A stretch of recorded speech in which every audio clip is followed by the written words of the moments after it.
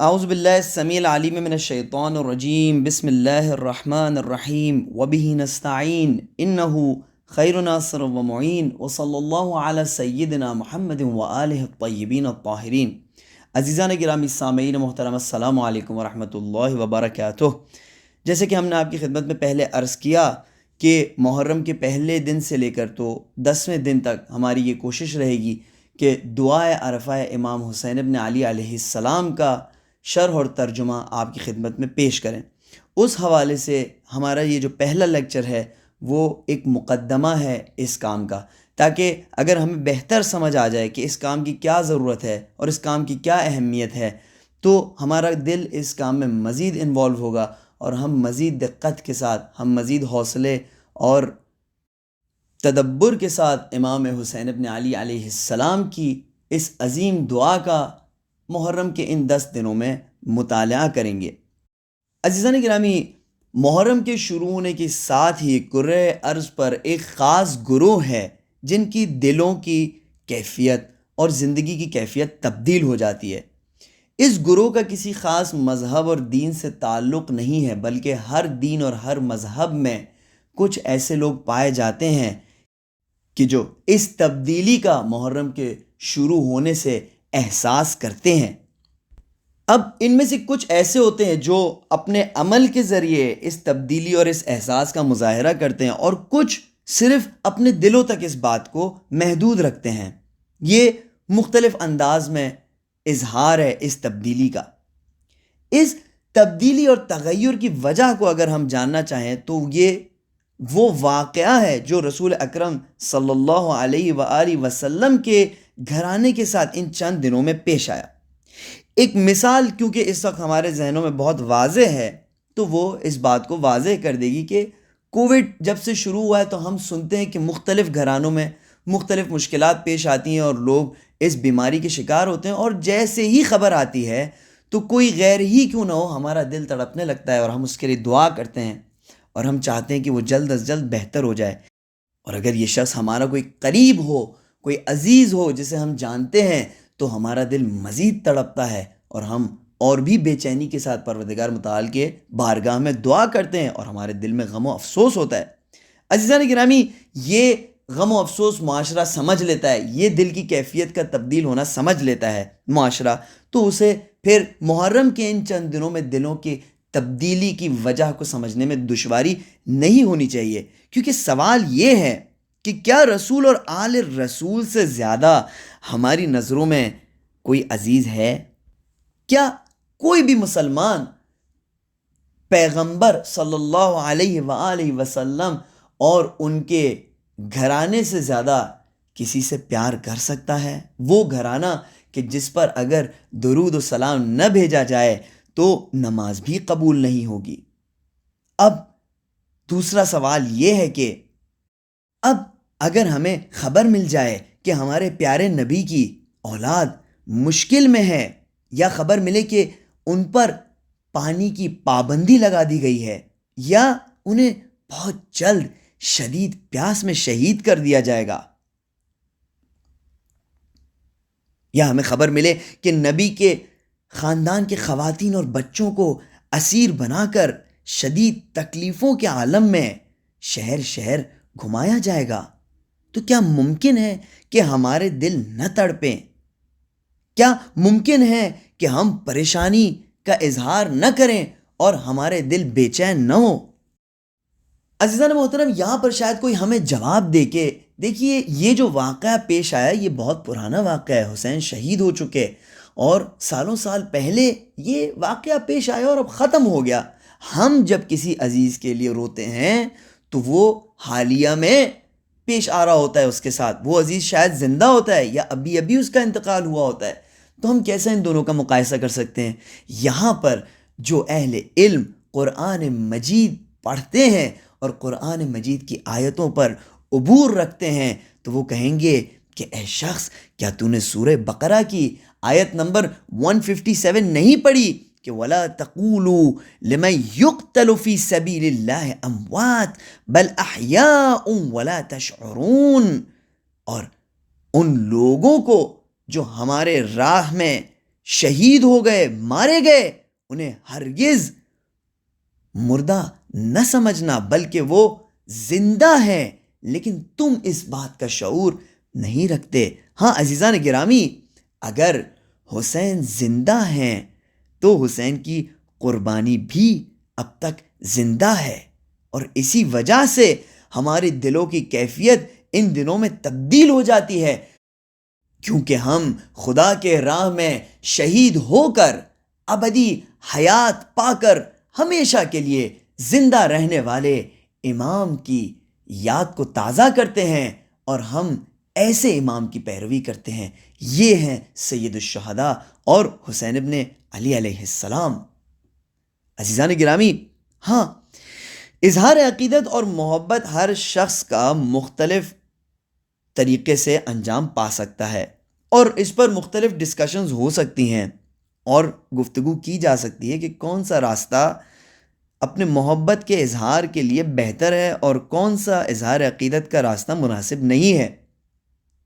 لیکن جو بات ہے اور جو نکتہ ہے وہ یہ ہے کہ اپنے عزیز اور اپنے محسن اور اپنے نبی کی آل پر جب وقت آئے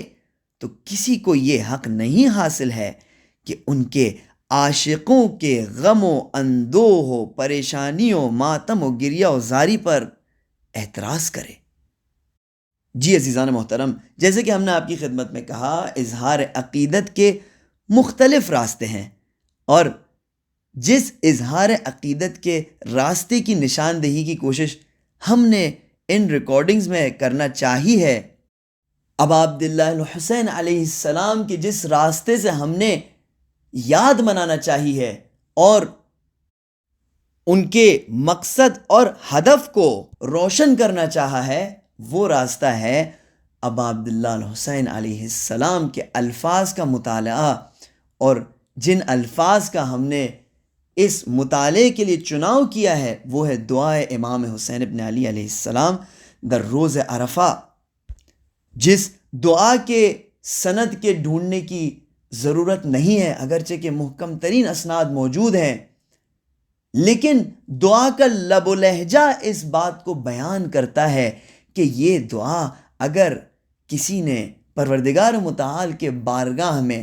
پیش کی ہے تو وہ حسین ابن علی علیہ السلام کے سوا اور کوئی بھی نہیں ہو سکتا۔ اب اس دعا کو انتخاب کرنے کی وجہ کیا ہے؟ عزیزان گرامی، ہم نے امام حسین علیہ السلام کو اگر پہچاننا ہے، اگر ہم حسین ابن علی علیہ السلام کے عاشق ہیں اور اپنے مولا کو سید الشہداء کو پہچاننا چاہتے ہیں، تو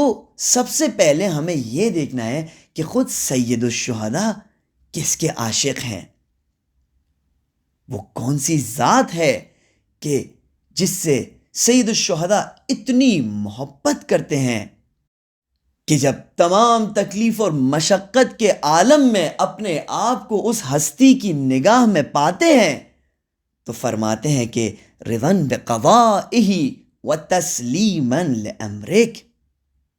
عزیزان گرامی، سوال یہ ہے کہ وہ کون سی ذات ہے کہ جسے حسین ابن علی علیہ السلام گواہ ٹھہرا کر فرماتے ہیں کہ میں تمام تکلیفوں اور مشقتوں کو صرف اس لیے برداشت کر رہا ہوں کیونکہ یہ سب تیری نظروں میں ہو رہا ہے۔ وہ کون سی ذات ہے کہ جس کے بارے میں تمام سختیوں اور مشقتوں کے بعد رسول خدا کی نواسی اور علی مرتضیٰ کی بیٹی زینب کبریٰ سلام اللہ علیہا فرماتی ہیں کہ ما رأیتہ الا جمیلا۔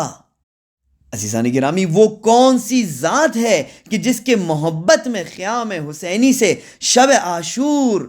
تلاوت قرآن و ذکر و تسبیح کی آوازیں بلند تھیں؟ وہ کون سی ذات ہے کہ جس کی محبت میں نواس رسول شہادت کے بعد بھی نوک نیزہ سے اسی کے الفاظ یعنی قرآن مجید کی تلاوت فرما رہے تھے؟ عزیزان گرامی، حق تو یہ ہے کہ اگر ہم حسین کے عاشق ہیں تو ہم پہلے اسے پہچاننے کی کوشش کریں کہ جس کے حسین عاشق ہیں، اور پروردگار متعال کو، اللہ سبحانہ و تعالیٰ کو پہچاننے کے لیے کہیں دور جانے کی ضرورت نہیں ہے، بلکہ حسین کے ہی در پر اور حسین کے ہی اقوال کا مطالعہ کر کر پہچاننے کی کوشش اگر کی جائے تو ہماری نظر میں یہ عزاداری کو ایک نیا لیول بخشنا ہے، یہ عزاداری کو مزید کمال عطا کرنے کی بات ہے۔ اب اگر اس ذات کو پہچاننا ہے، اگر اس ذات کو کہ جس کے حسین ابن علی علیہ السلام اور تمام اہل بیت عاشق ہیں، تو اس ذات کو پہچاننا ہے، تو آئیے اس گفتگو اور مناجات اور دعا کی طرف رخ کریں کہ جس میں حسین ابن علی علیہ السلام نے روز عرفہ کئی گھنٹوں تک عشق و محبت و عقل کا ملاپ کر کے وہ کلام پیش کیا کہ جسے ہم دعائے امام حسین ابن علی علیہ السلام در روز عرفہ کہتے ہیں۔ تو عزیزان محترم، اب ہمارا مقصد واضح ہوا کہ حسین ابن علی علیہ السلام کے یاد کو زندہ رکھنے کا ایک پہلو یہ ہے کہ ہم اس ذات کو پہچانیں کہ جس کی خاطر حسین ابن علی علیہ السلام نے تمام قربانیاں دی، اور اس کی ذات کو پہچاننے کے لیے بھی کہیں دور جانے کی ضرورت نہیں ہے، بلکہ اگر ہم صرف اور صرف اپنے مولا سید الشہداء علیہ السلام کے دہان مبارک سے نکلے ہوئے الفاظ کا مطالعہ کر لیں اور تھوڑا سا اس پر غور و فکر کریں تو انشاءاللہ آہستہ آہستہ ہمارے معرفت میں اضافہ ہوگا اور ہماری عزاداریوں کو کمال حاصل ہوگا، اور اہل بیت علیہم السلام ہم سے راضی ہوں گے اور حسین علیہ السلام ہمارے لیے خاص دعا کریں گے۔ تو آئیے خالص ترین اور پاک ترین نیتوں کے ساتھ اس دعا کے مطالعے کو آغاز کرتے ہیں۔ میں تبرک کی خاطر چند جملے اس دعا کے آپ کی خدمت میں پیش کرتا ہوں، اگرچہ ہمارا پروگرام یہ ہے کہ اگلی ریکارڈنگ میں اس دعا کے شرح و ترجمے کو باقاعدہ آغاز کریں۔ اعوذ باللہ من الشیطان الرجیم، بسم اللہ الرحمن الرحیم، الحمد للہ الذی لیس لقضائہ دافع ولا لعطائہ مانع ولا کصنعہ صنع صانع۔ تمام حمد اس رب کے لیے ہے کہ جس کے حکم اور فیصلے کو کوئی نہیں ٹال سکتا اور جس کی عطاؤں کو کوئی بھی نہیں روک سکتا، اور تمام حمد اس خدا کے لیے ہے کہ جس کی مخلوق اور صنعت کا مقایسہ اور مقابلہ کسی صنعت گر اور بنانے والے کی صنعت سے نہیں ہو سکتا۔